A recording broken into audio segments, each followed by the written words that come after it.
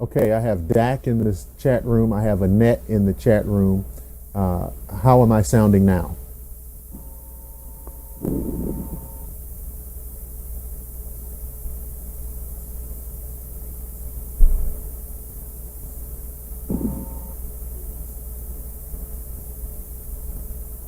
Okay. I think I got it.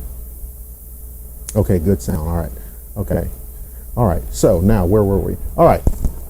Ladies and gentlemen, we're back and the gremlins are still out, so just bear with me.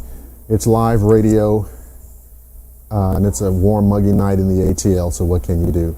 My guest tonight is Dr. Raymond Moody, a best-selling author of 11 books, including Life After Life, which has sold over 13 million copies worldwide, and Reunions, as well as numerous articles in academic and professional literature. Dr. Moody continues to capture enormous public interest, hence his appearance here, and generate controversy on his groundbreaking work on the near-death experience and what happens when we die. Dr. Moody received a BA with honors in philosophy from the University of Virginia, master's in philosophy from the University of Virginia, a PhD in philosophy from the University of Virginia, go Cavaliers, right? And an MD from the Medical College of Georgia. Dr. Moody, thank you for joining us tonight. Well, thank you very much for having me on your program. Absolutely. It's our pleasure.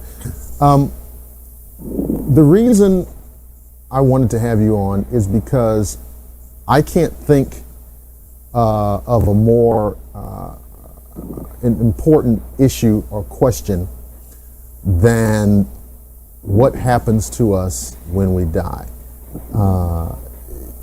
Throughout time, or as long as there's been human culture, there have been ideas, mythologies, folklore, philosophy, all of which have tried to tap in and touch on this subject and even answer the question or address the mystery. Religion has tried to address this issue. In some instances, science has tried to address this issue. And while there are many speculations, many theories, many ideas, for the average person out there, or as they used to say, the average man on the street, it's still something kind of shrouded in mystery and fear, and it's just one of those kind of nagging things, because it's talking about something that we're all going to have to deal with sooner or later. So can you kind of tell us how you came to this area of research and inquiry? Well, yes, I can, and it was not my intention to study this. I was not raised religious. Fortunately for me, for being from down south, I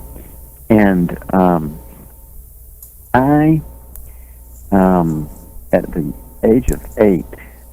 There in Forsyth, Georgia. I was in the third grade. I developed an interest in astronomy, which I have maintained to the present day. I built my first telescope when I was 8, and I had a series of telescopes over the years. And astronomy was and just remains to me just utterly fascinating. And so I went to school in Macon, and I went to Stratford Academy there, and in 1962, at the age of 18, I went to UVA from Macon after I graduated from Stratford in Macon. I went to UVA in Charlottesville, and my intention was to be an astronomy major. And actually, I chose UVA because they had a PhD program in astronomy, and that was what I wanted to do. But also in high school, I had gotten interested in philosophy, and so it was in the back of my mind. The main intention was to be an astronomer. but also interested in philosophy. So I went away to UVA, and literally in the first couple of days of being a first-year student there, in that era, when you took a philosophy course, the first thing they did was to hand you to get you to read Plato's Republic. And Sure. just in reading the first few pages of Plato's Republic, I was hooked. I knew I wanted to be a philosophy major at that point. And now, in this context, I had never had any interest in the notion of an afterlife.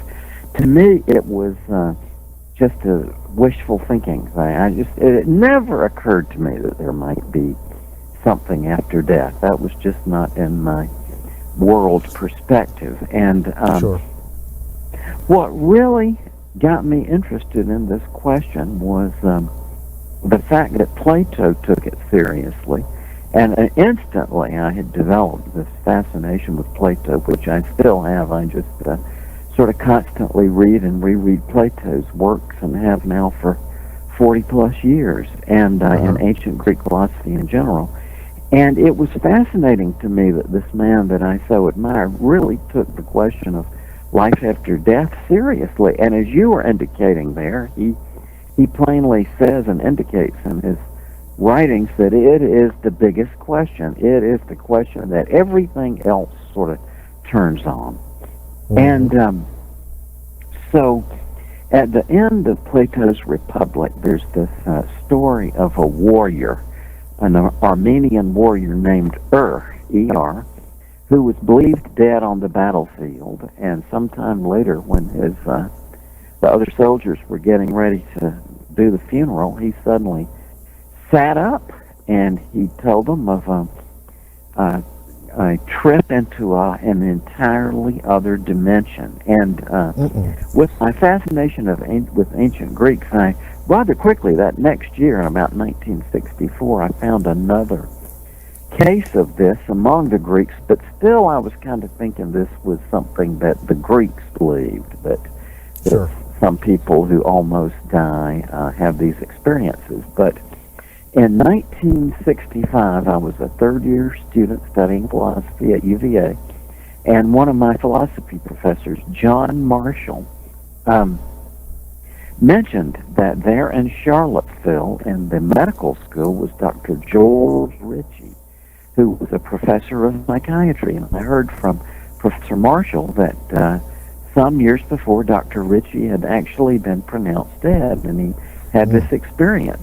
So George Ritchie frequently lectured to student groups and other groups there around UVA. So just within a short period of time, I heard of a group he had with students and talking to them. So I took that opportunity to listen to Dr. Ritchie, and it totally changed my mind, or my life, I'll say that. George Ritchie remains to this day. He died several years ago, but even after, 40-something years now, or 45 years since I first heard him, he still is, he was the best person I ever knew, the greatest human being I ever met. And so with that background, I got my PhD in philosophy pretty quickly. I was, 23 when I finished my PhD in philosophy, and so I started teaching philosophy, which I love to do, at East Carolina in Greenville, North Carolina. And in one of the first courses I taught, which was a course on Plato, this young man sort of hobbled up after class one day. He had visible scars around his arms and on his body and so on. And he said to me, in words I'll never forget, he said, "Dr. Moody, I wish we could talk about life after death in this philosophy class." And I got immediately the import of what he was saying, which he was kind of taking me to task, was that he thought that philosophy was the big questions, and what I was talking about in that particular class was logic. And so I said, "Well, why do you want to talk about that, namely the life after death?" And he said, because about a year ago, he said, my doctors said I had a bad accident, and my doctors said I died. And he said, and I had an experience that has, excuse me, that has totally changed my life, and I haven't had anybody to talk about it with. Well, naturally, I invited him into my office. This was late '69 or early '70. Uh-huh. And I heard from that young man identically what I'd heard from George Ritchie about 4 years before. And what I knew at that point was that there had to be more of these. I mean, you know, if you think about it, just statistically, it's that Raymond Moody would find the only 2 cases of this there were without really looking over a 4-year period had to mean there were a lot of them. I mean, it was obvious.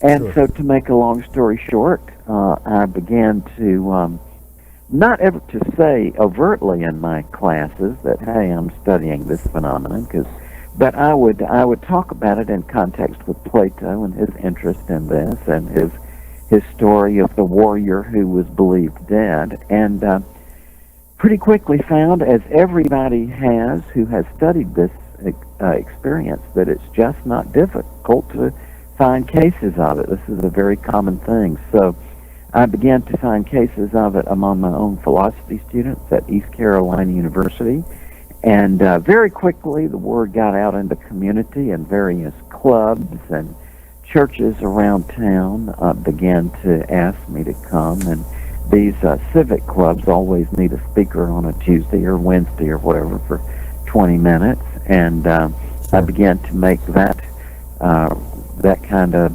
contact, and found in that situation, as anybody who's ever done this kind of study has found, that there I was, you know, in this little town with the movers and shakers, really, of the community, and the Lions and the Rotarians and so on, and there they were. It was at that time. It was exclusively a male province. I'm sorry to say, but these were the men who were the big businessmen in town, the people everybody looked up to, and it was quickly obvious to me that when I would talk about this, every time after my talk, these men would come up and say, "Dr. Moody, I've never told anybody this, but," and and that's how I got interested in this. Well, I taught philosophy for 3 years, and since I had stopped my education at a fairly early age, being 23, like I said, when I got my PhD in philosophy, there was kind of something missing there. I'm fascinated by learning stuff and knowledge, and I'd always been interested in the mind. So after 3 years of being a philosophy professor, I went back to medical school. I went to MCG in Augusta, and that was in September of '72, and immediately was very well received by the faculty. Since I had gone to PhD in philosophy right and then taught for a while, friends of mine that I had known growing up in Macon were by then already in medical school or graduated and residents and that sort of thing, and they knew I was doing this work, and they spread word around among the faculty that I was this medical student coming in September who had investigated this phenomenon, and a lot of really wonderful physicians there at the Medical College of Georgia helped me with this, the first one being a wonderful hematology professor over there, Claude Starr Wright, who went out of his way really to come and greet me and to invite me to his house. And he told me, he said, "Dr. Moody, I'm so happy you're looking into this." He told me a dramatic case of this. He had with one of his own patients with whom he was really fond of this patient, and this patient had a remarkable experience. So it progressed back like that, and I was actually, strangely enough, within the first couple of months I was in medical school. I started medical school in September of '72, and that next spring, just a few months later, in April of 1973, I gave my first talk on this to a medical society there at the Medical College of Georgia, the Milton Anthony Medical Society, in April of '73. And then on the basis of that, my dad was a physician in Macon in my second year in medical school. In November of '73, I went down and addressed the Bibb County Medical Association meeting in Macon. And again, these physicians would come up and refer cases to me. So then on the basis of that, a publisher in Atlanta saw an article in the Atlanta Constitution and invited me to write the book. So that was the sort of way that I got into this. It wasn't something I sought out. But it was inherently interesting to me because it was so violated my expectation. I mean, I just never. To me, the idea of an afterlife was just something that people who are wishful thinkers or whatever believed, and it just never put any credence to it. But when I started hearing this from these very high-powered people and physicians and businessmen who were very reputable and all kinds of really nice people, and once you hear a few of these from really wonderful people, you see that this is not something people make up, or I mean, whatever it is ultimately something that really impacts people in a very profound way. The main interest, what I am most interested in, and have been since childhood really, is what makes something not make sense. I mean, if you think about, like, from the point of view of an astronomer, you start thinking about the question that we all occurs to us, when we start thinking about it, is how big is this universe we're in, and what shape is it, and then your mind naturally goes out to try to imagine it, and your mind sort of goes out there, and then eventually you reach a wall, right? And then you say, but now, just a minute, what's on the other side of that wall? And so the idea that the universe would have a specific physical limit, like a wall, that doesn't make sense at all, because you can always think of the other side of the wall.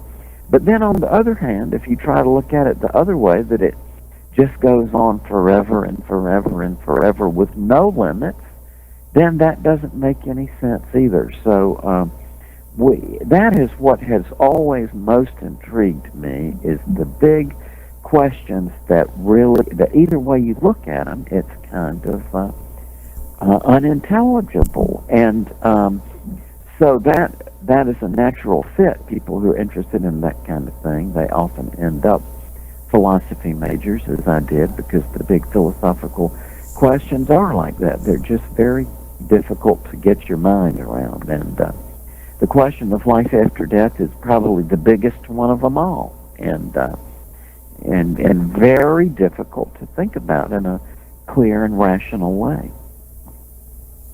As you were saying that, I was just thinking whether or not it was even possible for the human brain, just as a physiological thing, whether it's even capable of conceptualizing true infinity. I mean, we can obviously verbalize it, and we can try to kind of lay down a definition, but can the brain itself really understand true infinity? That is a very, very big question, and it's involved in some of the biggest questions of all. For example, what's at the center of a black hole? Well, we all know that all the stars in our Milky Way galaxy orbit around the black hole at the center of the galaxy. But when you start trying to apply the quantum mechanical and relativity equations to the singularity, as it's called, at the center of a black hole, it just breaks down into complete nonsense and unintelligible. So these really big questions, we can't really come to rational terms with it, and that is what has always excited me more than any other thing in my academic and professional pursuits, is that those big questions that either way you look at them, they don't make sense. But they're obviously important. I mean, these are the most important questions, but when we really try to apply the best rational capacities we have to them, it still kind of breaks down. You know, if what I read about near-death experiences is what actually takes place, that must cause some apprehension to some people whose understanding or concept of an afterlife is couched in a particular religious belief. And of course, we all know what that means. And it must cause some apprehension in people of that particular stripe. And I wonder, because this seems to be such a universal, or it seems to be something that is something experienced by all different kinds of people with all different kinds of cultural backgrounds, etc. And it's not really specific or particular to one, religious group. And there are all these beliefs out there about what happens, and the concepts of heaven and hell and condemnation and all of these things that a lot of people really, it's a really fundamental part of their lives. And can you address that a little bit? Well, yes, and you know what I really have observed over the long, many decades I've been working with this is there are a lot of people with really very strict religious, that it's got to be one way, their particular way they look at it. And my impression of that, and I think it's not just from being a psychiatrist, but more from being 65 years old and just a people watcher, and you learn to take stock of people and look at it. And I just have to, my impression with that is that kind of attitude is basically just fear. There are some people, incredibly to me, are terrified of saying three words that come very easily to me: I don't know. I just don't know. And I am very comfortable with that kind of. There's a lot of stuff I don't know. But what I've noticed is there's some people that they've got to have a system. I remember being born down in Porterdale, and from childhood, I remember down there in the Porterdale drugstore was a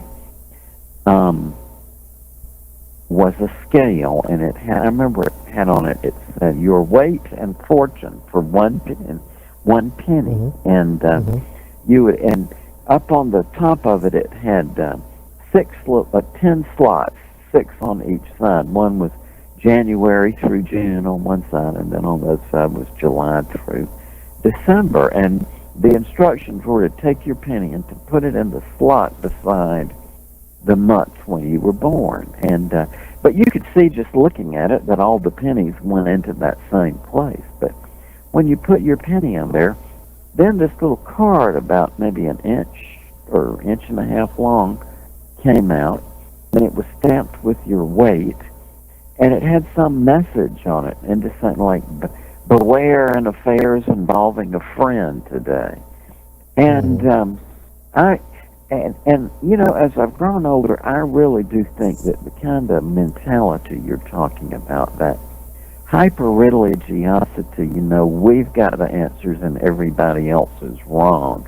That it kind of reminds me of that weight machine, that whatever slot you put your penny in there, the card comes out and it's stamped with a Bible verse that seems incomprehensible to me, but it comes with an implied threat too, that unless you mouth the same formulation, then you're going to hell. And I'm just sorry, I can't take that seriously. I mean, to me,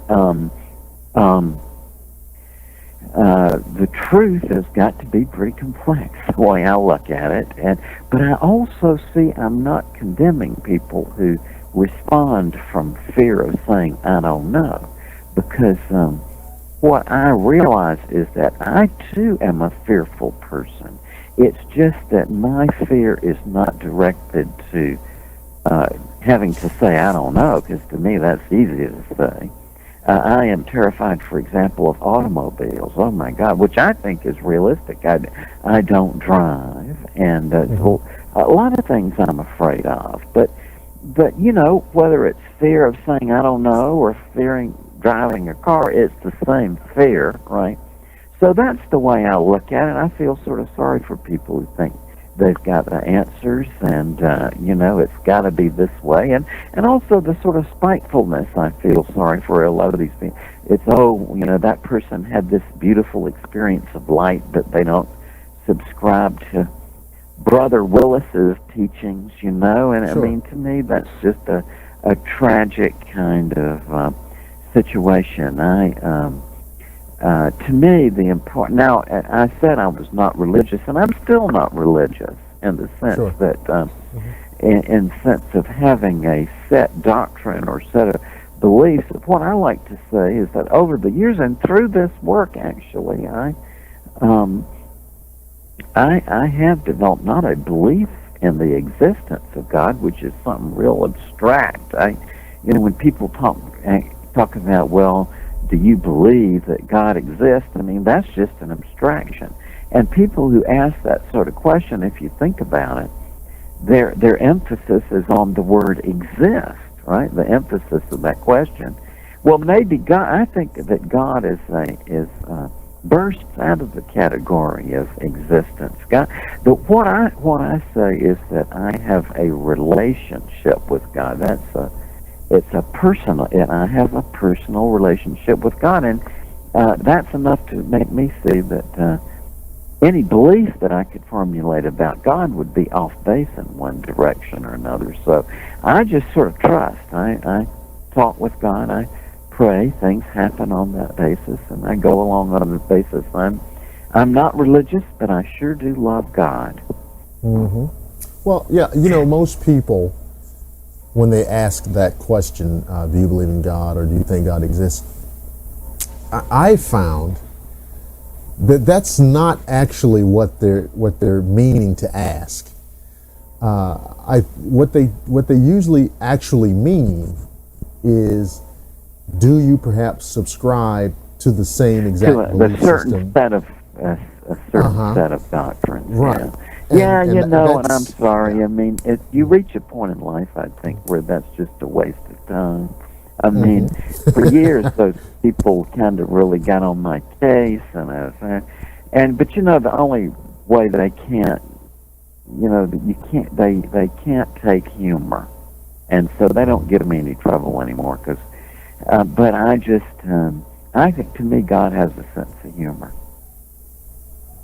He's got to. He must. Absolutely.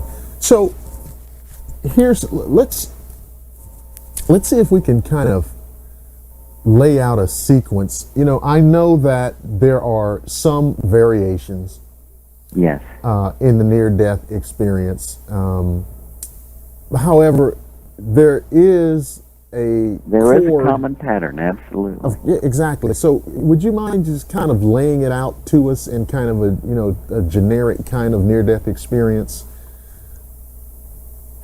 Sure, yeah. There's, again, as you say, it's not that everybody has each and every one of these common elements, but if you look at 100 cases, you're going to see some, of all of these elements. And basically, what people generally tell you is at the point that they come very near death, they may have a cardiac arrest or whatever, but from their perspective, they undergo a very dramatic change of perspective on the situation, and they say that it's that they rise up and they look down, they feel that they're out of their body, they rise up and they look down, typically from right below the ceiling of the operating room or emergency room or whatever, and they can tell us that they actually see their physical body, that they still nonetheless seem to be in a kind of body which they find very difficult to put into words, but they say that it's a form, it's a shape, a spiritual body is what I hear sometimes. And from this perspective, people say that they can understand perfectly what the doctors and although typically they don't say that they hear voices, they say it's more that they are aware of what the doctors and nurses are thinking and passing back and forth. And that at some point in this, when they try to respond, no one can see them, no one can hear them. So at a certain point, it kind of dawns on them that this is what we call death. And so often at that point, they get into states of consciousness that no matter how articulate they may be, or however well educated, or however many languages they speak, that I hear people all over the world saying that there are no words. That's just something I hear again and again. People say there aren't any words to describe this, but they will just try to do the best they can. And what, again, they tell us worldwide is that they pass through a tunnel of some sort. It may be called a hallway or a tube or a tunnel, but an enclosure of some sort. And they come out on the other side of that enclosure in an incredibly brilliant light. They say that this is far brighter than anything that they have ever experienced in their lives, but it's in no way hurtful to the eyes. It's not uncomfortable. As a matter of fact, as they go into this light, they say that they feel completely taken up in feelings of comfort, peace, joy, and in that light say that relatives or friends of theirs who have passed away are there in the role almost of a greeting committee to help them through this. They see panoramic memory, in which people say that all of the events of your life are sort of displayed around you in an instant holographic panorama. They say that obviously in relating it, since language is sequential, that they have to relate it as though it were a sequence. But they say in the experiencing of it, that it was not sequential, that people absolutely do say that they see everything they ever did instantly in this full-color, three-dimensional panorama all around them. And a very common thing they say in this, incidentally, is that when you review your life in this panorama, you don't relive it from the point of view you had when you were doing these actions. It's like, instead, you see yourself as another person, and you see yourself doing each action. But when the action that you did has its consequences, you are lodged in the consciousness of those with whom you have interacted. And hence, if you see yourself in that situation doing a mean-spirited thing to someone else, then you feel directly the sad feelings you brought about in that person's life. Or if you see yourself doing a good thing, their kind thing to someone, then you feel the good feelings. And so, coming back from this, one thing that we hear from people all over the world is that whatever they had been chasing before, and both as a psychiatrist and also as a human being, I have observed that most people are chasing something, right? I mean, Mm-hmm. incredibly to me, a lot of people chase power, and to me that Sure. is just so absolutely ridiculous. I mean, these people, you look at the people in Washington, they are under the illusion that they have some sort of power, or Mm-hmm. that this is but that's one thing people chase incredibly to me is they chase power or they chase fame, which is even more ridiculous. Some people chase money, um, and some people, like me, chase knowledge. Sure. But, whatever people are chasing before this experience, it's very interesting. They come back and they say that what they learn from this experience is that the most important thing we can do while we're alive here is to learn to love. They say that that is really what they see in this panorama, that it's the love of others and of yourself that is what comes through as the essential mission that we're all here on in this life. You know, I've always wondered, and I guess, in this whole thing, I start getting into a little bit of, I start becoming a little analytical of the different parts of this. And I've always Yeah. been curious about the tunnel. And here's why. I mean, obviously, if it's a part of this, quote, system, there must be a point to it. And I've always been curious, if if you get to this, incredible light, what's the purpose? Have you ever thought about that, or wondered what's the tunnel for? I have no idea, and it's all kind of mysterious. I mean, what is it they're talking about here?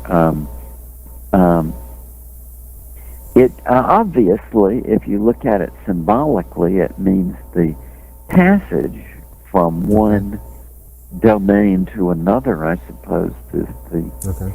symbolic aspect of it. But really, we are into a realm here where really words fail. We don't know what we're talking about in a very real sense. I think that the big problem here with near-death experiences is not to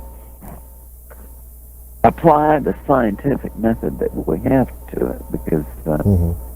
frankly, it's my opinion that people who talk about scientific proof of an afterlife, well, to me, I just think my considered opinion of that is that the scientific method expands and improves, but for now, we're not dealing really with a scientific question.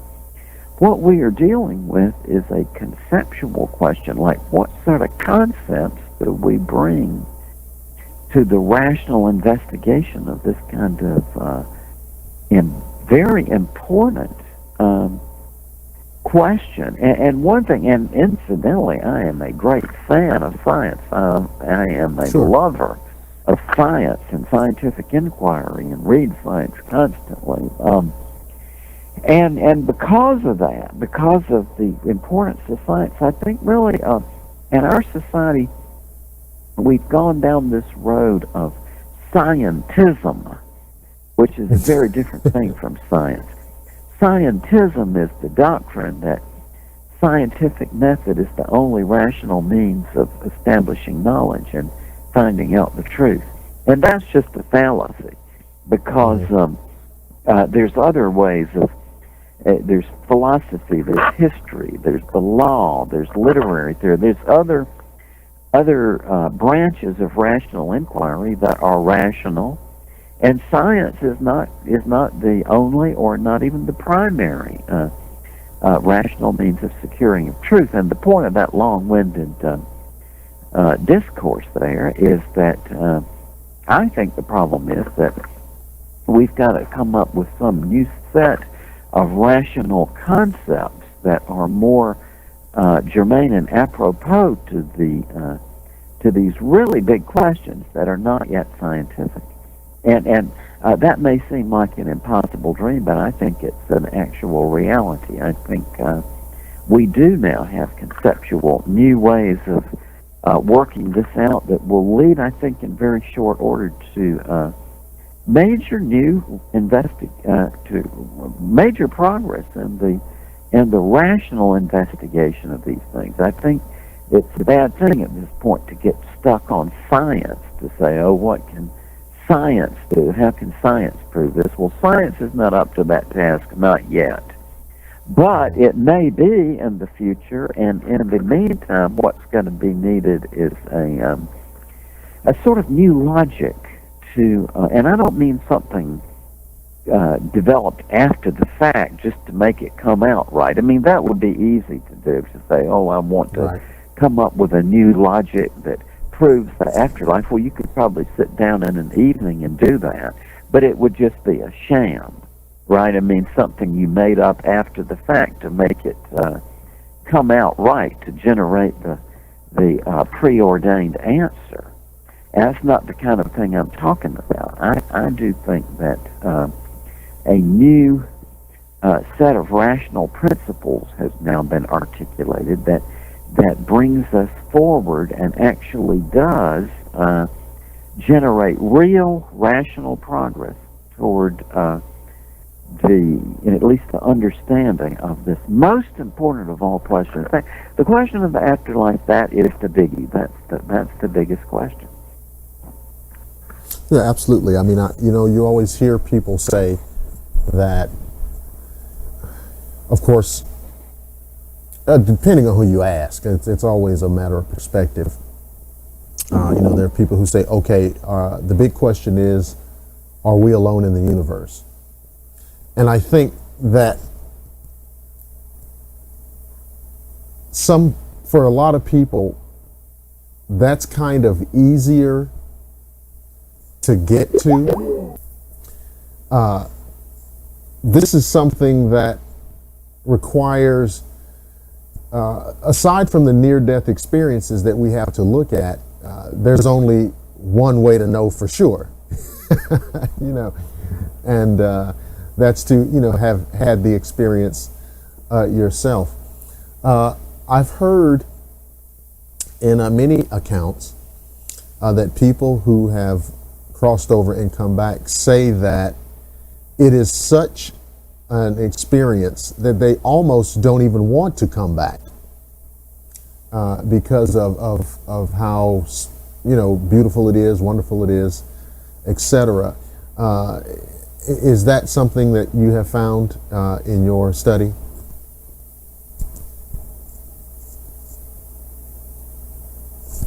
I think we lost Dr. Moody.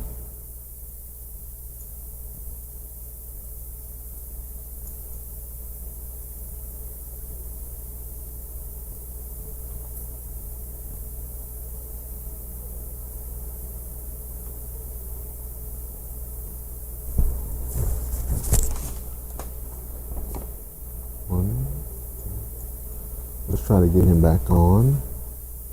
I think we dropped the call, so let's get him back on.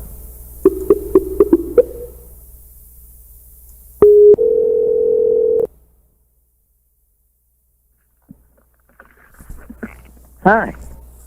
Hello. I don't know what happened, but we dropped the call and we got you back. And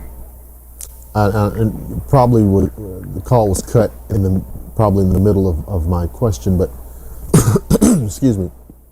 I was mentioning that in many of the cases that I have read about, people who've had this experience and come back to talk about it, they say that what they see on the other side is so marvelous, wondrous, indescribable. Like you said, there are no words, that they don't even want to come back. And that's right. And so you have found that to be true also. Yes, I hear that over and over, and people say when they do come back, there's always a kind of nostalgia. And then I should also go on to say that they say that even though they didn't want to come back, that nonetheless they're very glad they did, because they see that life has a purpose and there is a reason to be living.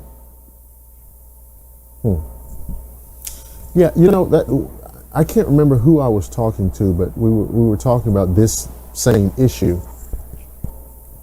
and this person was very skeptical that this was real, and it was like you used the term wishful thinking, and my feeling about it was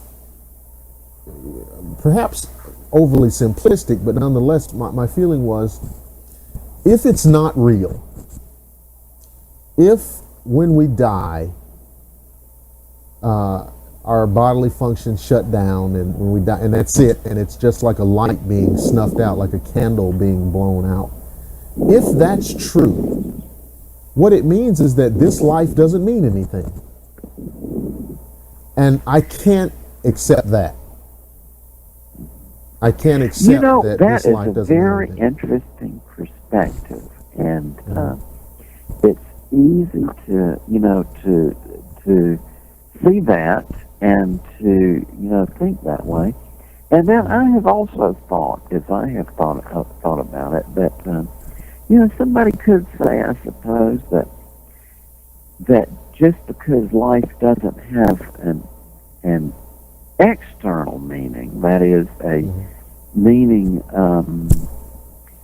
in relation to some external reality or something, that it could have nonetheless an internal meaning. See what I'm getting at? In other words, that yeah, it's true that life doesn't have a meaning beyond itself, but that within life there's still things do make sense sort of together, and it's a good thing to be with your family and so on. But in the larger sense, what you're saying is right on. I mean, this is and that's kind of what I was getting at by saying this is the big question. I mean, everything else kind of turns on this one.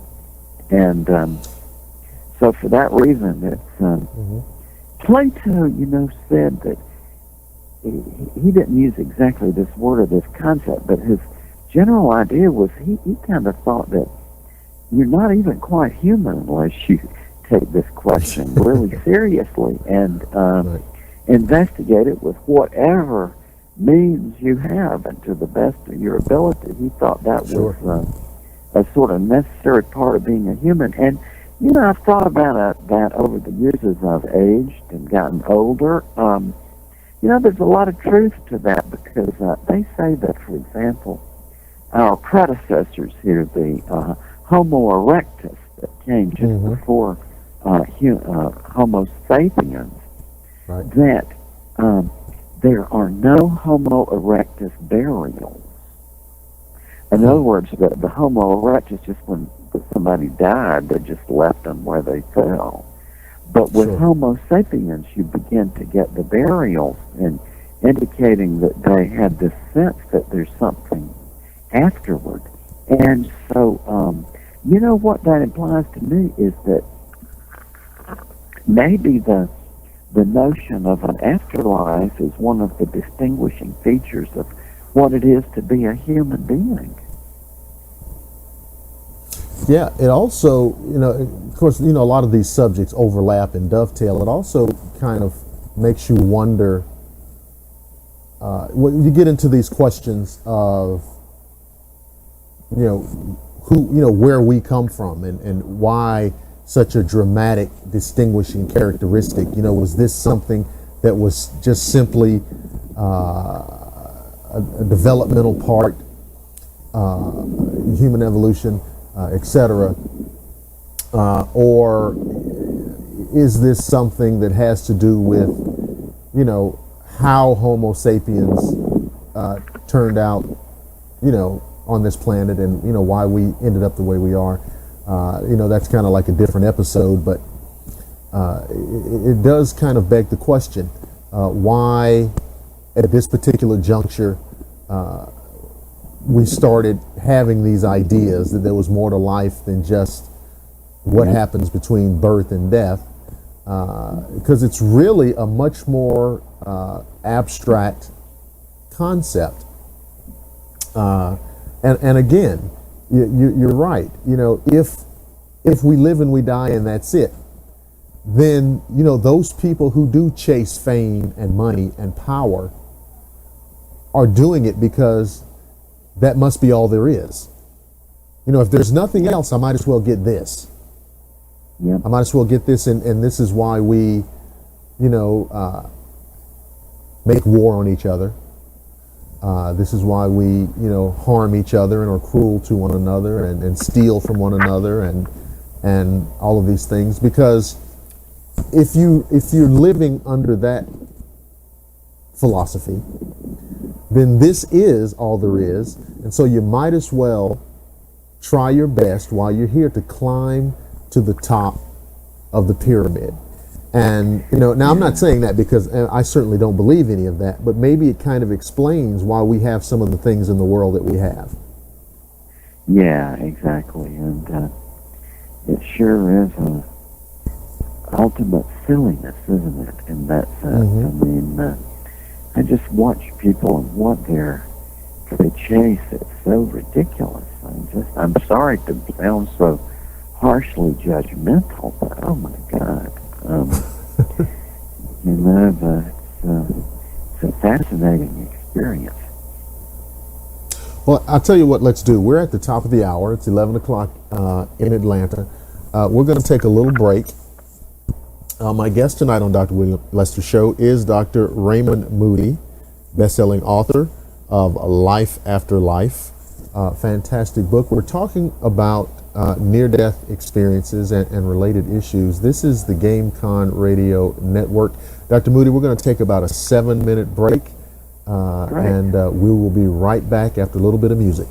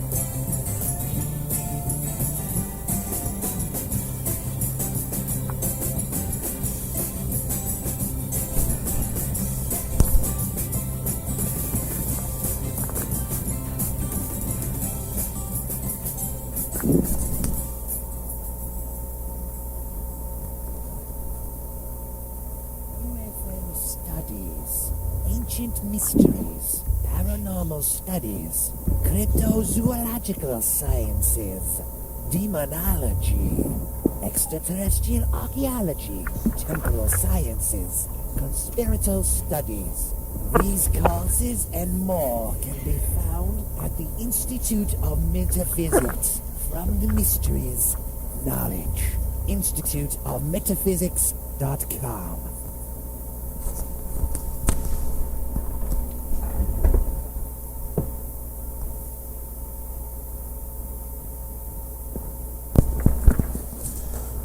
And we are back live from the city of Atlanta on the GameCon Radio Network. This is the Dr. William Lester Show. My special guest tonight, Dr. Raymond Moody, author of the book Life, Afterlife. And we are discussing the issue of near-death experiences. And we've kind of been all over the map.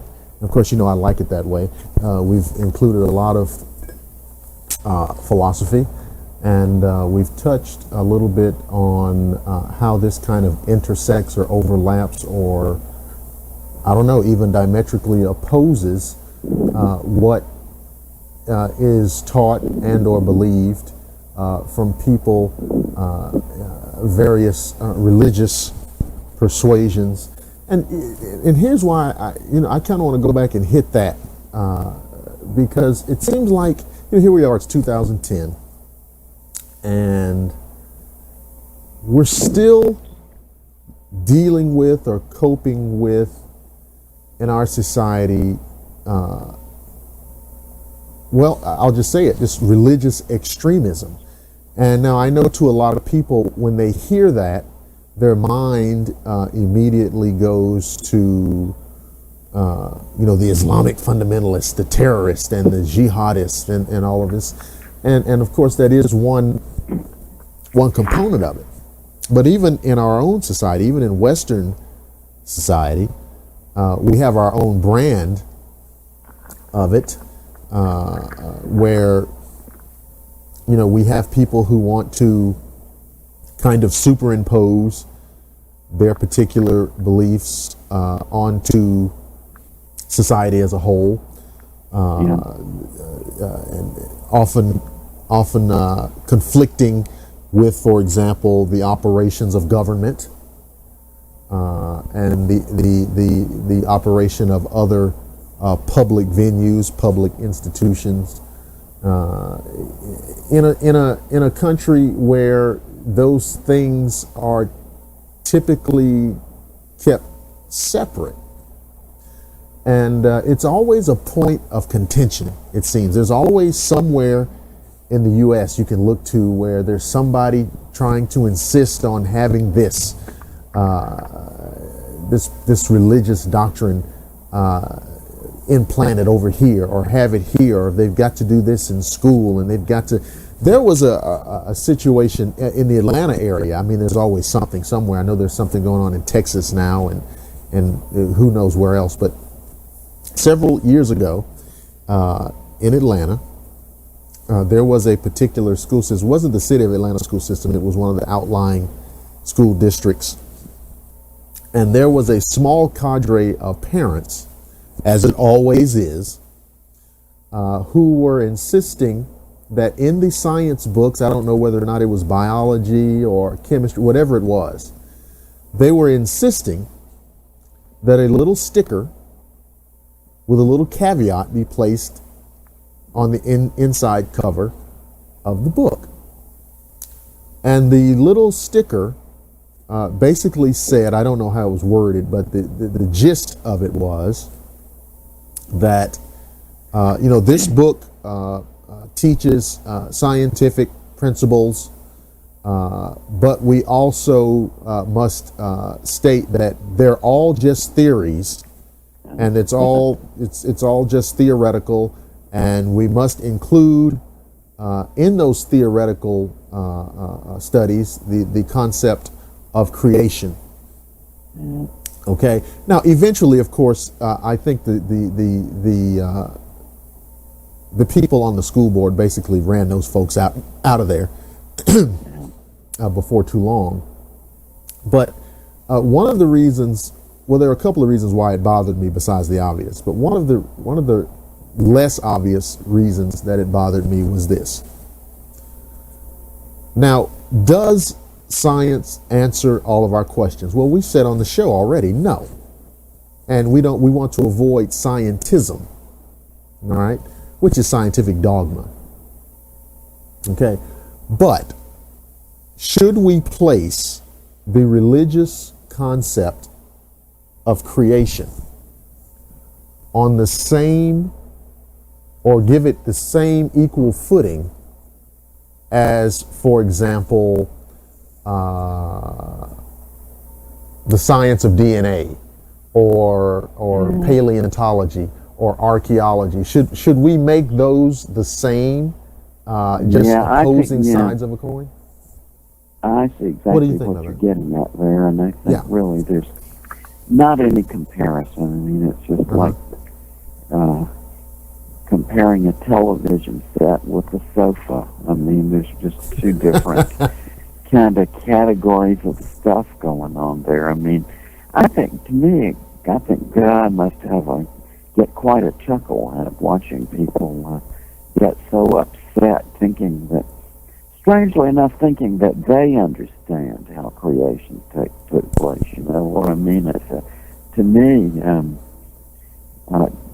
God surely realizes that human beings are just not set up to understand something like that in the first place. I mean, right now, how can people get so interested in that and so involved in it? I mean, when there's so many practical things going on every day of the week. I mean, even assuming I'll get to see God one day, I think the question about how He created all this is way down on my list. I mean, there's other things I want to know about first, and I strongly suspect that even if He told me the answer, I wouldn't have any mental equipment to comprehending it.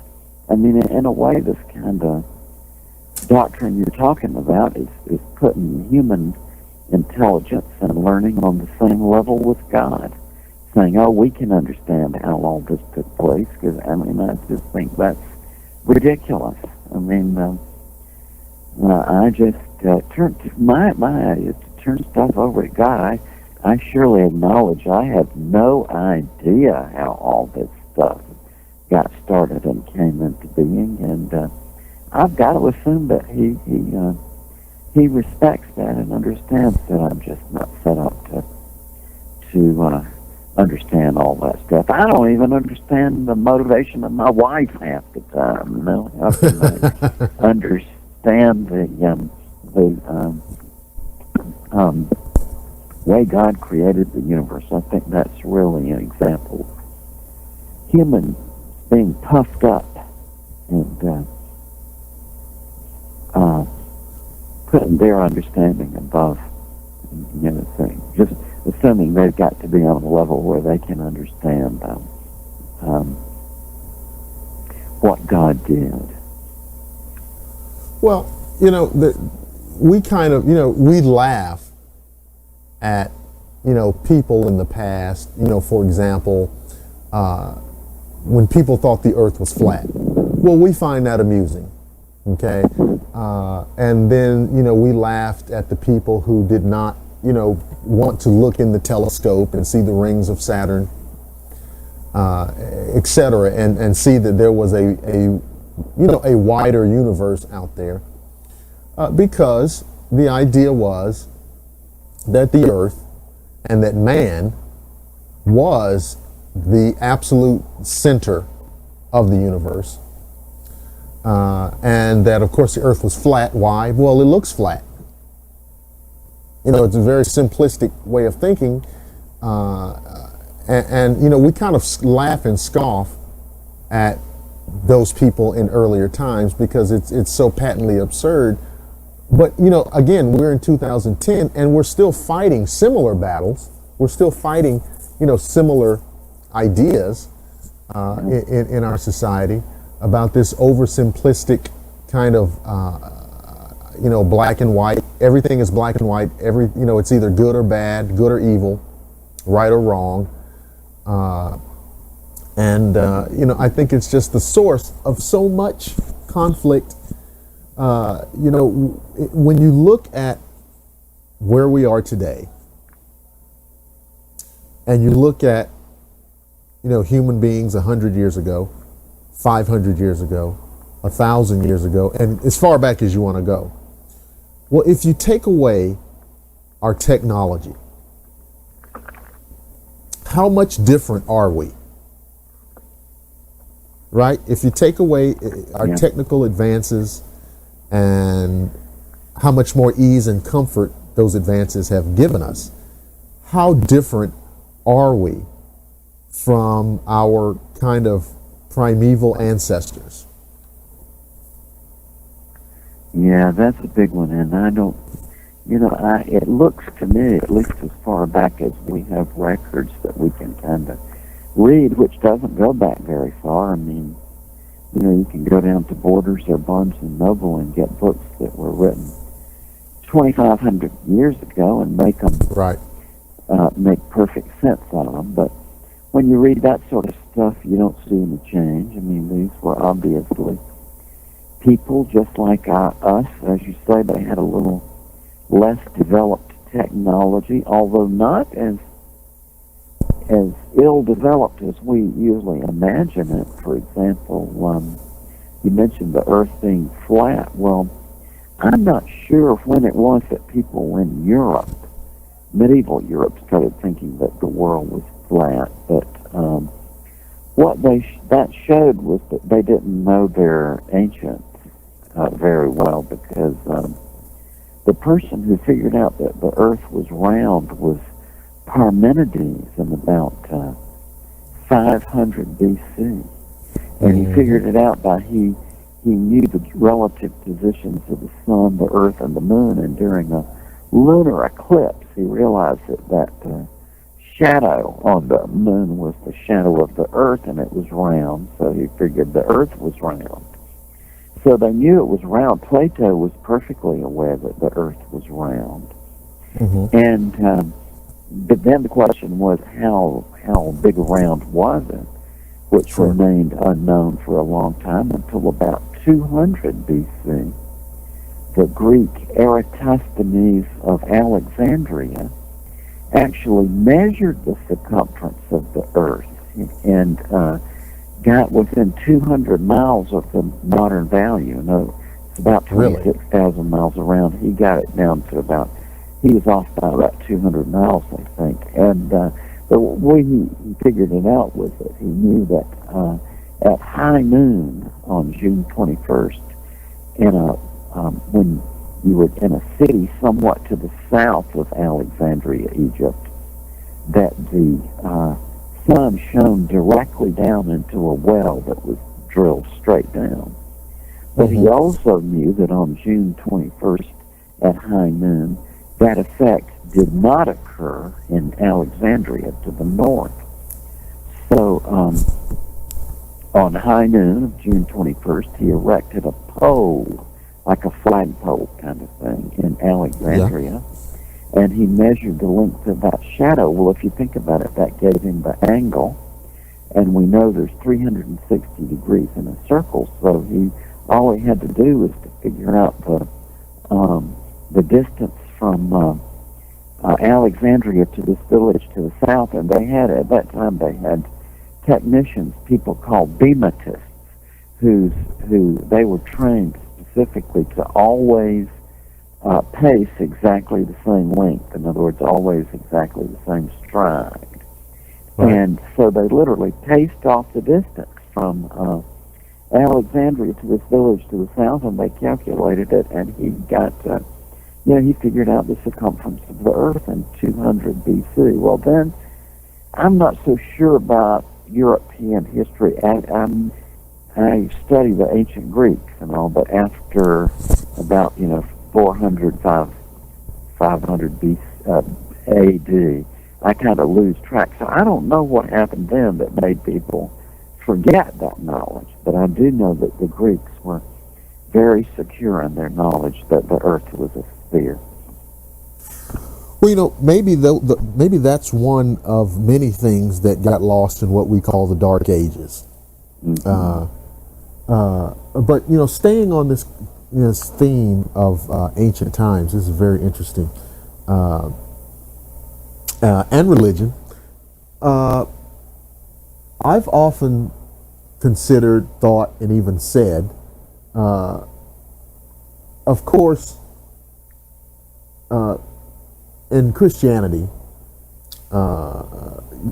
you hear the philosophies, the teachings of Jesus of Nazareth. I've often wondered if Jesus of Nazareth ever intended to create a religion. In my interpretation, in my reading, it doesn't seem to me that it was his interpretation to create a religion, but rather to expand human consciousness. And I just wondered what you thought about that. Yes, I similarly, Jesus, is one of the formative figures in the world and history, absolutely. Sure. I have a great affection, and like you, I don't really see him as my guess would be, which is all we can sort of do, is guess, but I would just think he would be rather astonished by what this ended up being.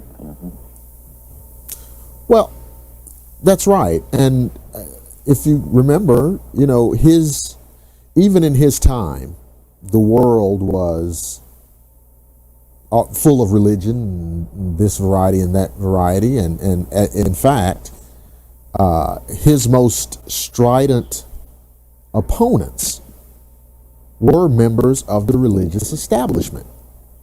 Yeah.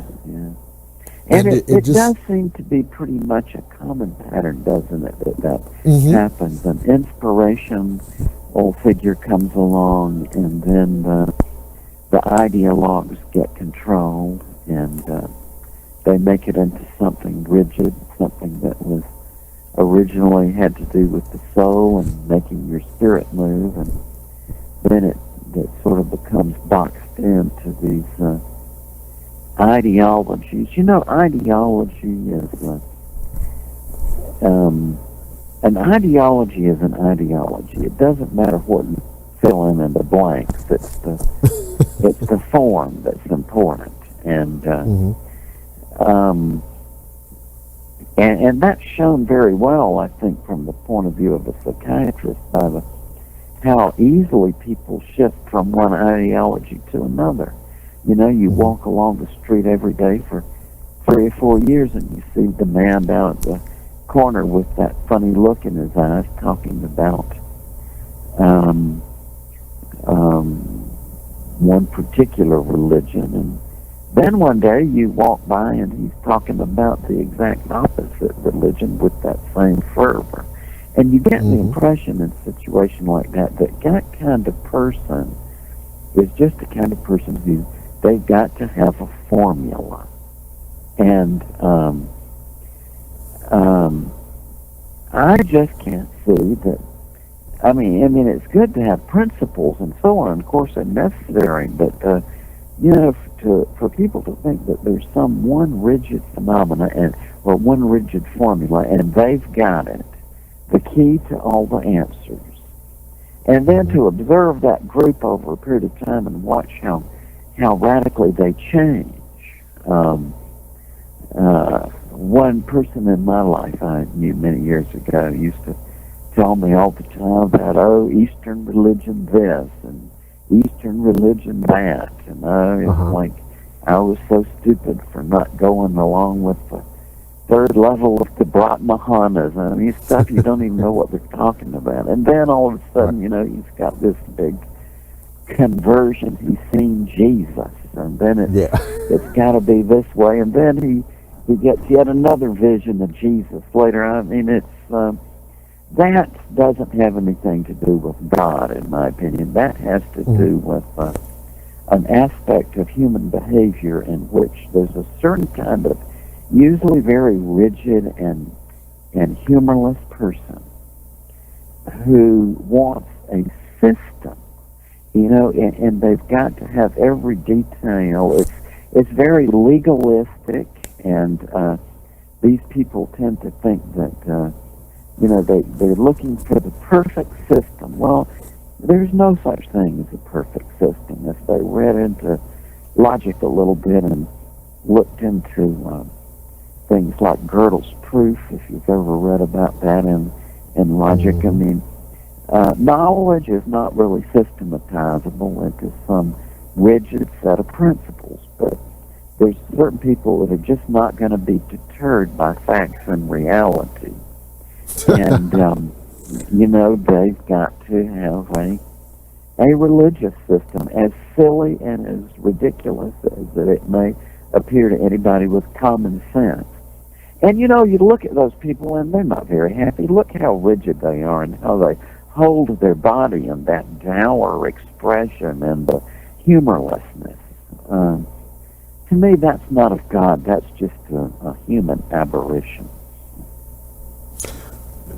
I remember talking to a lady once. I can't even remember how the conversation got started, but we were talking about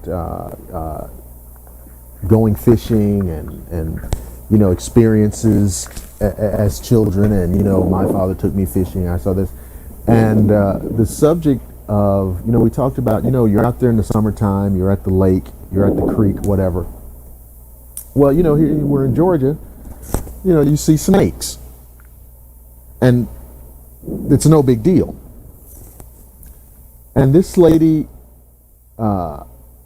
just went crazy talking about how the snakes are demonic.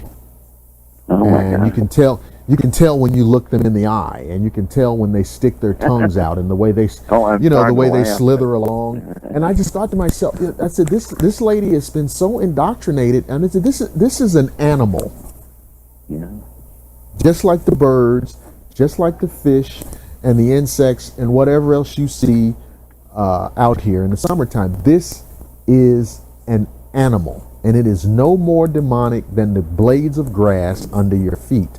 And it just occurred to me as you were talking how completely a person can be indoctrinated into this, to the point where they take a almost mythological attitude about an animal. Yeah, yeah.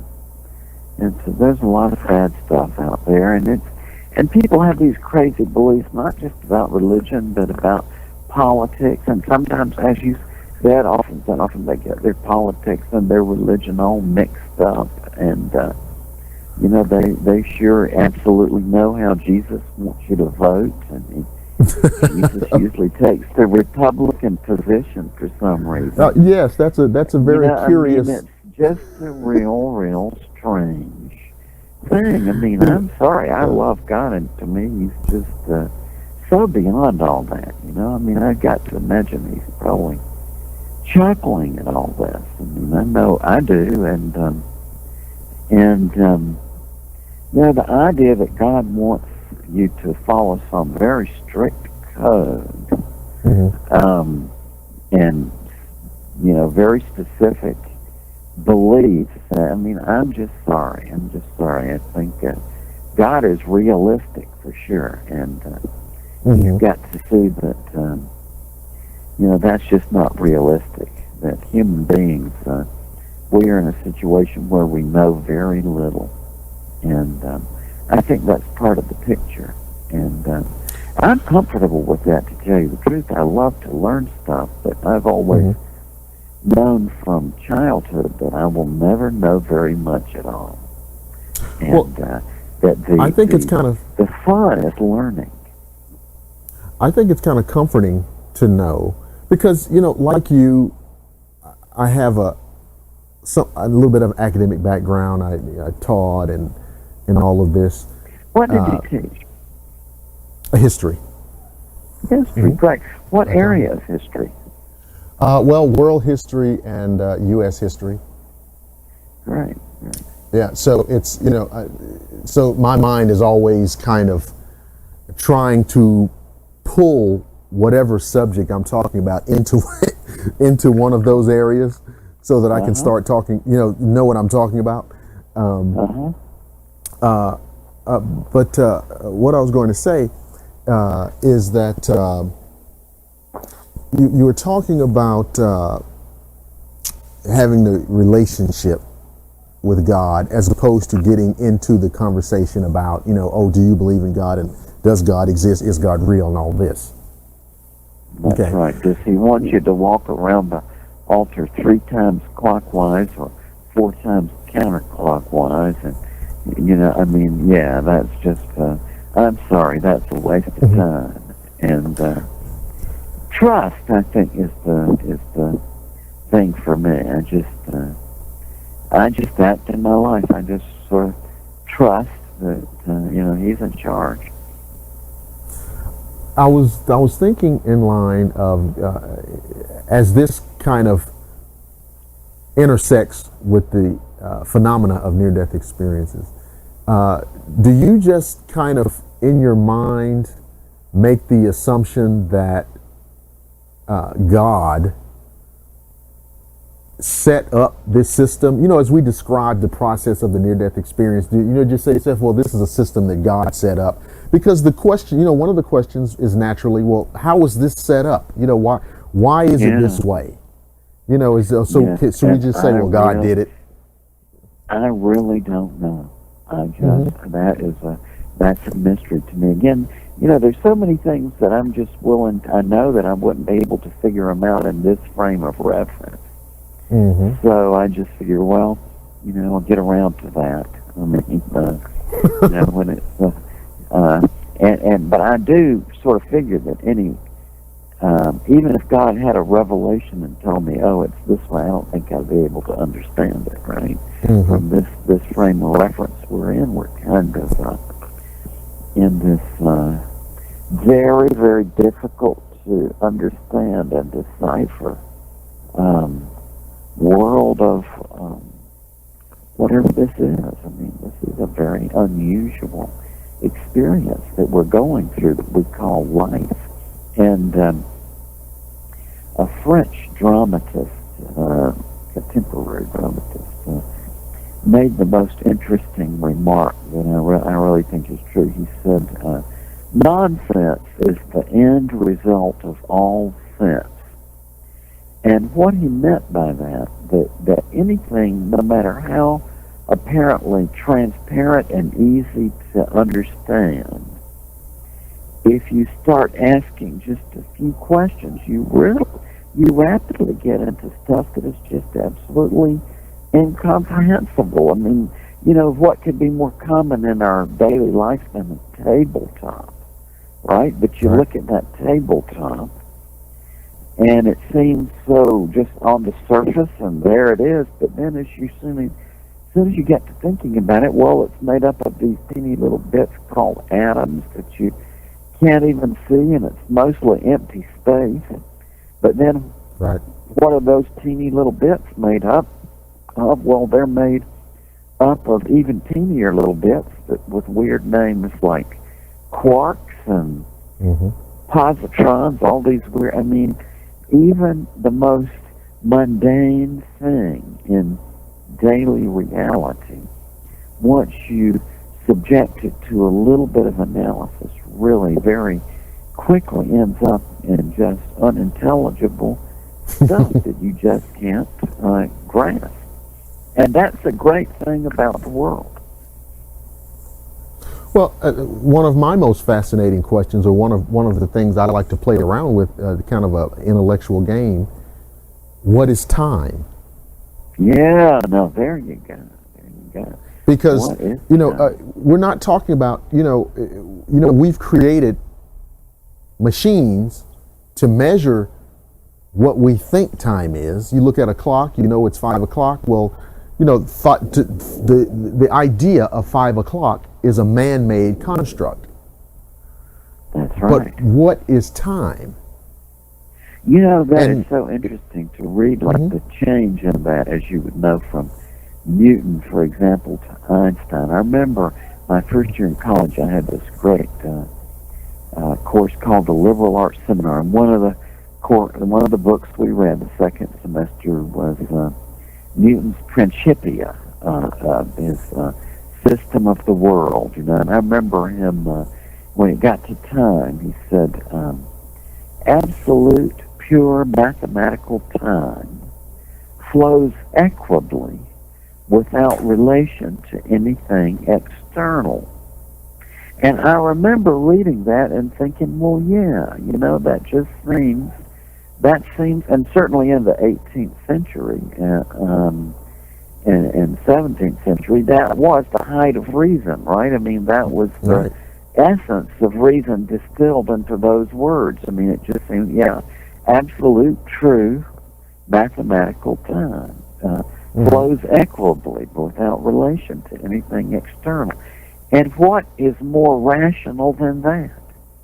And then in a couple of weeks, then we got into reading Einstein, and that apparent certainty of that just shattered. And Einstein was impressed by that really all we have of time is like the frame of reference, like our heartbeats or whatever, and it really is relative. Just it's recently they've as I mentioned earlier, all the stars in the Milky Way galaxy, all several hundred billion of them, including the sun, are orbiting that center of the galaxy, which is a black hole. And the Earth, the sun is way out in the wings of the galaxy, so it takes us 100 million years to orbit around once. But those stars at the very near the center of the galaxy are orbiting around that black hole, some of them in just a couple of 100 years. Now, you imagine that rate of speed. And if we could look at them through a telescope from people living on planets going around that at that rate, they would appear to us to be in slow motion, right? Because of the time dilation effect. So time is just one goofy. There's a lot of philosophical thought over the years, that it's unreal, that time is some kind of illusion. And if I had to make a bet, that's where I'd put my money on that it is some sort of illusion. Yeah, I mean, I think in many cases it's a construct of living in a three-dimensional reality. And it kind of helps us to order society, to order life. It helps us to have a frame of reference. The passage of time. I mean, it's something that we have decided is real, and once we decide that it's real, then we figure out how to measure it, and then we use that as a tool for our lives. Yeah, and it constantly has to be readjusted. In the Chile earthquake recently, slowed or sped up the rotation of Earth by just a little bit, and not that we could notice with our watches, but certainly that becomes a factor in the telecommunications industry. So they actually had to readjust their settings and to compensate for that. Yeah, and time is just a really weird notion when you start thinking about it. Just like I was saying that Georges Bataille remark, nonsense is the end result of all sense. It's that time, what could be more, up right there in your face than time? But as soon as you start thinking about it, it really becomes very, very mysterious. Well, the physicists say that gravity, for example, affects time. But now, do they mean that it affects our perception of time, or does it actually affect whatever time is in the abstract? Well, that's right. Now, it's very interestingly, they are now getting atomic clocks. The most accurate kind of clock we have is the clocks that they depend on the known rate of radioactive decay of certain kinds of radioactive elements and so on. And now the atomic clocks are getting so accurate that if you got two atomic clocks and started them at the same time, and that were the same kind of clock, and you put one up at the top of your walls right below the ceiling and the other near the floor, you can tell the difference in those two times just by looking at those clocks. Now, and that's getting really weird. So the clock that is higher up would be, I guess faster, right? Because the gravitational force slows it down. Yeah. And then the clock that's close to the floor would be going slower. Yeah, I think. I'm a little sleepy right now. It's hard to figure. And that's one of the others.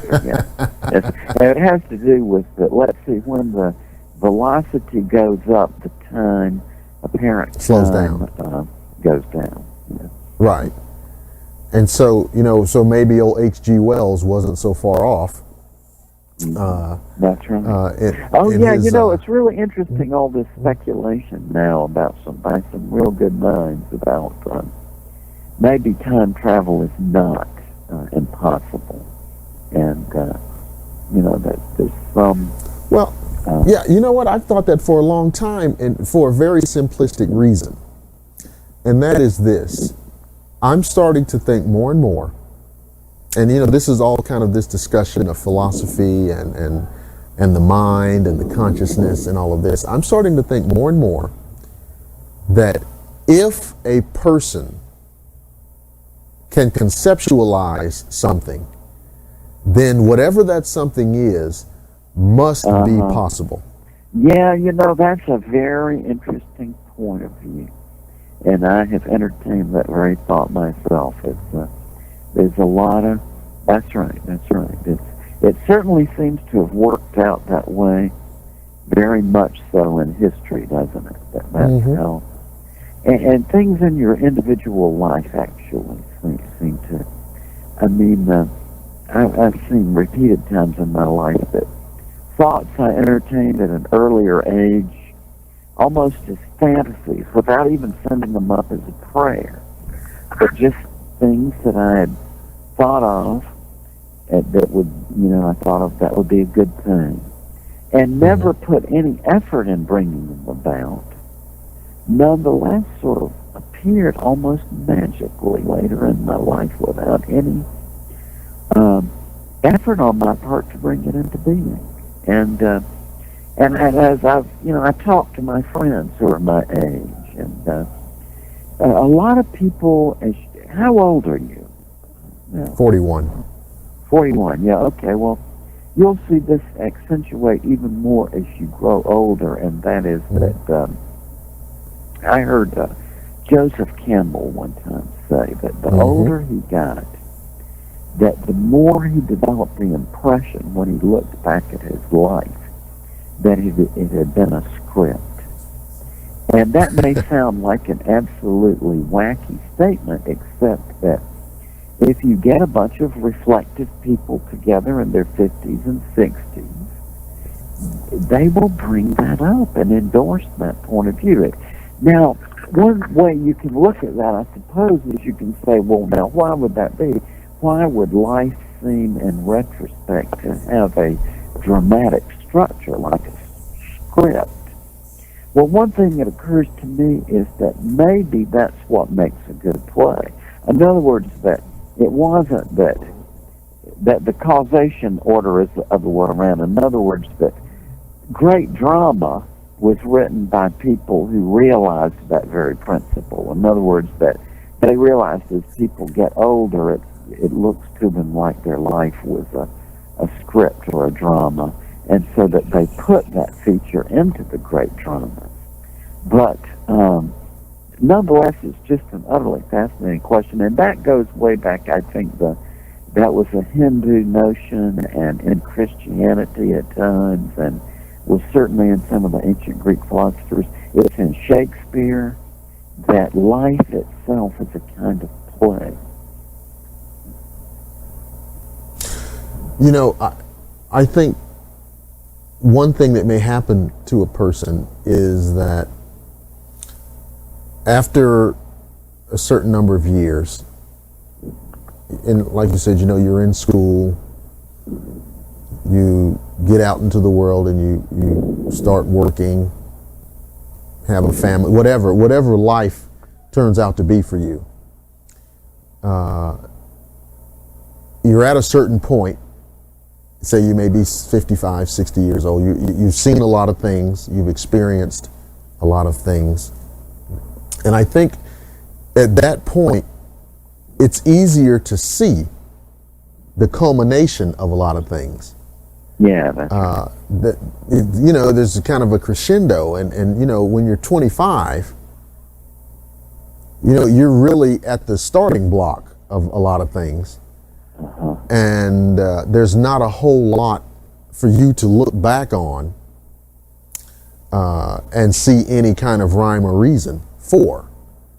And so I think that's absolutely right. And that's why it's important. You talk to older people. A lot of times people don't see the value when you talk to older people. Oh, these people are out of touch and they're not in tune with what's happening today. Oh, yes, they are. Oh, yes, they are, because they've seen it all before. Yes, they've seen it all before. That's right. I've seen so many cycles now of the same kind of phenomenon, and things do. They travel in cycles for sure.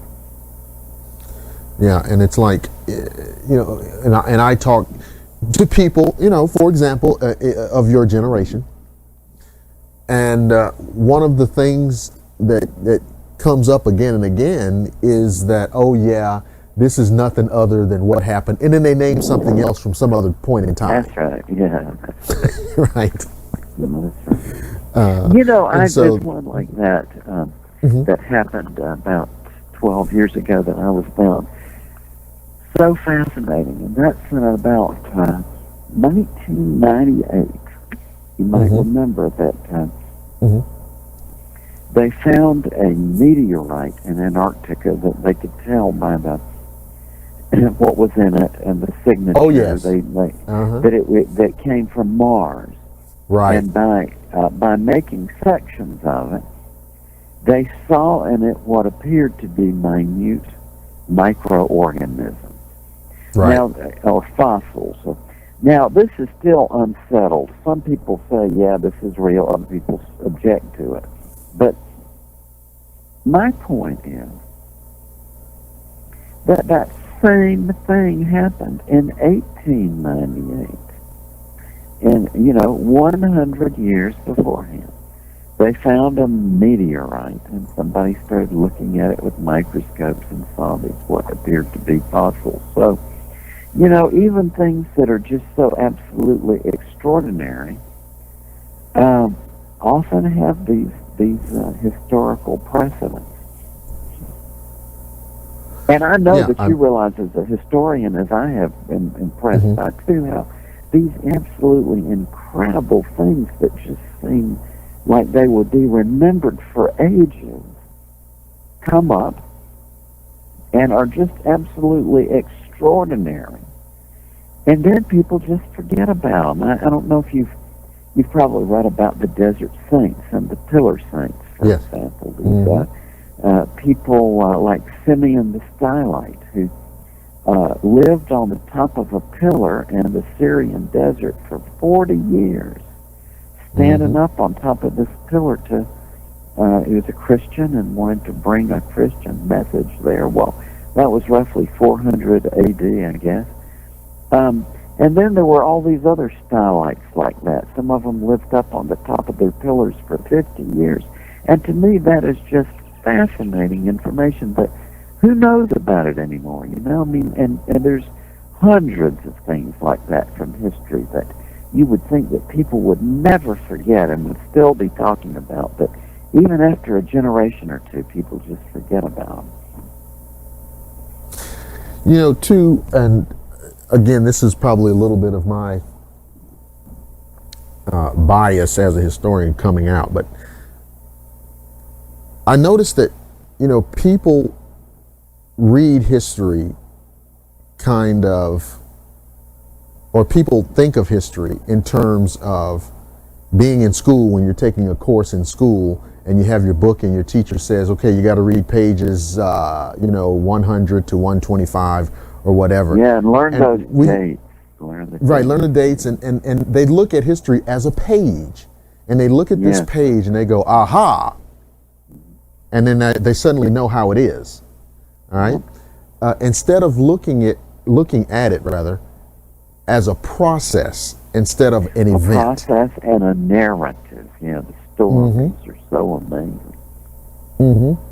And so there are a lot of page by page historians out there who give you their little rendition of the way things are, so to speak. They pulled it from a page, then they summarized it, but it's so much more and it's so much complex, and it's an organic thing. And whatever happened today, whatever happens tomorrow, from historically from that standpoint, is predicated on something, on a whole lot of other something else's. Yes, yeah. It's an organicity almost. Absolutely. So, look, Dr. Moody, it's funny because I knew when I wanted to have you on that we would end up covering a whole lot of other things besides near-death experiences, which was just perfect to me. But tell the audience what you have coming up. What are you doing? What's going on with Dr. Moody? Well, after spending many decades now vigorously denying in public that there can be such a thing, even in this period of history, as a proof of an afterlife, Uh-huh. I have a book coming out with guideposts in a few months called Uh-huh. Glimpses of Eternity Okay. that I really do feel introduces something wholly new into this that is very difficult to explain. And that is that now, all over the world people have accepted that there are these near-death experiences. But the standard sort of objection you hear to this, that it couldn't really be an afterlife because they say that plainly, they think that this is the residual activity of the brain as the oxygen is cut off and Oh, yes. the brain goes into a hallucinatory mode. And there's a certain sort of surface plausibility to that kind of thinking, living in a society that's pretty much formed by scientism as we do. But what now we can say with assurance, just as much as we can be assured that there are these near-death experiences, it also turns out that this same kind of experience is also quite common among the bystanders at the bedside of a dying loved one. And that what I mean by that is that it's very common that as the person in the bed dies, the people standing around, the relatives, the friends, sometimes the physicians, that as that person dies, the bystanders have these same things that we now call the near-death experience. Like they may say that they leave their body or they see the deceased relatives of the dying person come to meet them. I have many cases in which people absolutely say that they co-lived the panoramic life review of the person. A woman I met, I guess 20 years ago in Carrollton when I was teaching over there told me this, that she had this long relationship with her husband. They were kind of people who grew up together in the small town, and but as he was dying there in the hospital, she said that he was surrounded by this panorama of everything that he had ever done, and that she was able to co-live it with him. And so the point of this being is that explanation that these things are just the chemistry of the brain doesn't make any sense. See, if it's in terms of the bystanders, because there's nothing wrong with the bystanders. They're not ill, they're not injured, they're not physiologically compromised. Correct. So you see, this puts an entirely different spin on it. And coupled with that, I am really willing to say, and because I can defend this, that I have worked out a sort of new set of rational principles that does lead to they are genuine, testable, logical principles, not to supplant the ones that we already have, not to supplant our Aristotelian logic, but rather to supplement it and to enable it to cover certain special cases that have always been left out of Western logic up to now. And so these two things coming together, like this whole sort of new domain or form of experience, together with the conceptual equipment to make sense of it, I am willing to say that I think there has now been genuine progress, and by saying that I mean it to challenge people. In other words, I'm willing to accept the gaffe on this, and because I can defend this, I think. And so I think that's where I think in the next couple of years we are going to have real progress, actual progress toward comprehending the mystery of life after death. I'm convinced of it. And I certainly hope that's the case. Ladies and gentlemen, We're coming up on the midnight hour on the East Coast, and that means we have run butt up against the end of another program. I'd like to thank our guest, Dr. Raymond Moody, for joining us. I've wanted to get him on the show for a long time, and he was very gracious to be our guest tonight, and kind of stayed with us through a couple of little technical glitches. And we've had a wonderful dialogue about a whole lot of things, not just near-death experiences, but just all over the place: religion, politics, history, philosophy. And that's just the way I like it. So, Dr. Moody, again, thank you so much for being my guest tonight. And thank you, Dr. Lester. It was my pleasure. I noticed just the other day, I had like 3 copies of Life After Life on the bookshelf, and one was a little bit more worn out than the one before it, and I had just picked up copies over the years. You can visit Dr. Moody online at www.lifeafterlife.com. And so, Dr. Moody, again, thank you so much, and have a good evening. Thank you, Dr. Lester, and I've been delighted to be on your program. Thank you so much for asking me. Absolutely. So you have a good night. Ladies and gentlemen, please be sure to join me next week at 10 p.m. Eastern for another installment of the Dr. William Lester Show. Join me tomorrow at 7 p.m. Eastern for our normal installment of Yestergroove, where we spin the oldies, the best of 50s, 60s, and 70s pop, rock, R&B, and jazz. And next week, you won't hear The Outer Limits. You will not hear The Twilight Zone.